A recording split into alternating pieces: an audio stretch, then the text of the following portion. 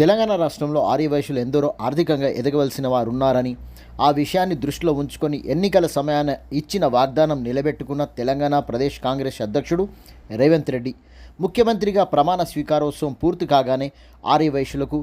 వారి అభివృద్ధి కొరకై వారి సంక్షేమానికి పెద్దపీట వేసి ప్రత్యేక కార్పొరేషన్ ఏర్పాటు చేయడం, నిధులు కేటాయించడం సంతోషకరమైన విషయమని, తెలంగాణ రాష్ట్రంలో ప్రజల సమస్యలు పరిష్కారాలు కావాలంటే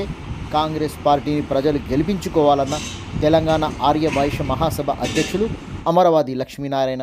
తెలంగాణ రాష్ట్రంలో పార్లమెంటు ఎన్నికల సందర్భంగా ఎల్బీ నగర్ నియోజకవర్గం ఎన్ విలేజ్ కన్వెన్షన్లో తెలంగాణ రాష్ట్ర ఆర్యవైశ్య మహాసభ ఆధ్వర్యంలో నిర్వహించిన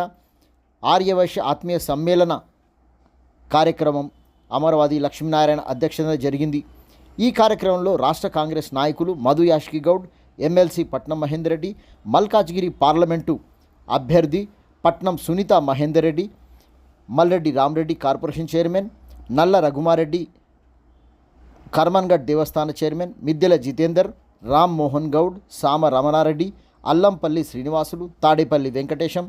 బిల్లకంటి కిరణ్ కుమార్ గుప్తా, దాచెర్లపల్లి శ్రీపాల్ రెడ్డి, అనంత రవిశెట్టి, వాసా శ్రీదేవి, గౌని అనసూయ, సీనియర్ కాంగ్రెస్ నాయకులు, అభిమానులు పాల్గొన్నారు.